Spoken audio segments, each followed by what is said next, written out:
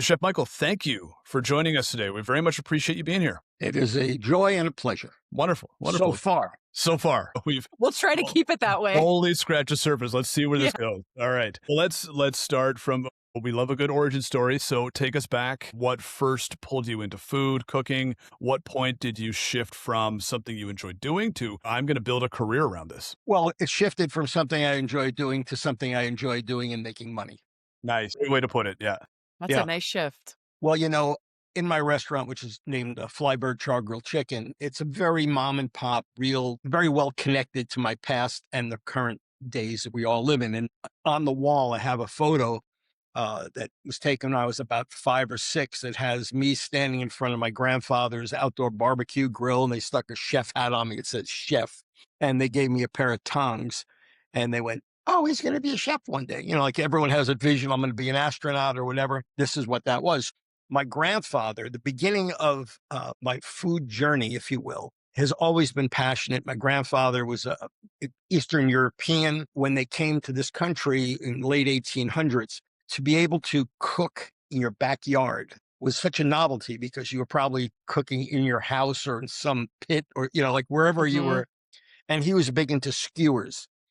Nice. It could Nice. fit on a skewer. It would go on the barbecue.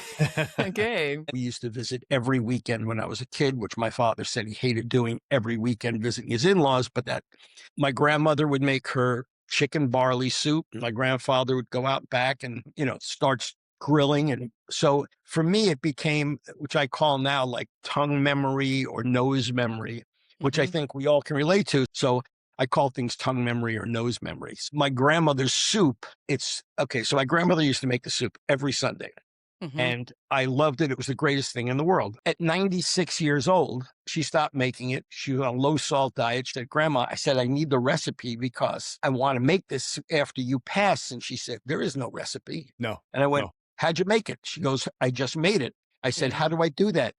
She goes, go get some chicken, some barley, everything was summed. There was no measurements. So I went to the store and I bought whatever she summed. And it was like, boom, I had it. I made Grandma Rose's barley soup. It's on my menu and people love it. very I nice. sell lots of it. Oh, that's so And cool. So having a story in a small restaurant, you can have stories. You can talk to people. It's not the host is great reading people and then busboys and waiters and bartenders. You become disconnected from your public and you hope that your staff will transmit the good juju and the vibe and whatnot. But in a small place, people come up to my counter. I didn't want a sit-down restaurant. I have 14 seats, but I didn't want waiters. I didn't want that. I wanted people to come belly up to the counter. And my staff has all consumed the Kool-Aid in a big way. Good. Because it's not, well, chef this, chef that. It's, well, what we do. So everyone's in the pot together. And that makes it all taste that much better.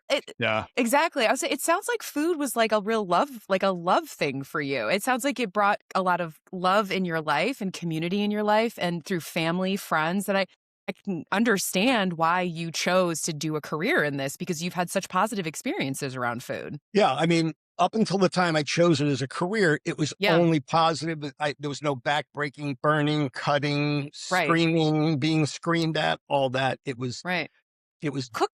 You've cooked in a lot of different environments so I want to talk about that now. I read that you cooked in New York to private clients and even celebrities like Uma Thurman, Jackie O, which is a totally different kind of pressure than a restaurant kitchen. So what is something from that chapter of your life that really changed your approach to food and service, or how did it shape you and while you're on this journey? Yeah, I think by the time I arrived at that place, I was who I am. Or I am who I was. I don't feel like I've changed so much, but I went to the Culinary Institute in 82. I went to St. Thomas. I worked down there for a year and a half in a startup restaurant. And all the jobs I had subsequently after that led me into New York.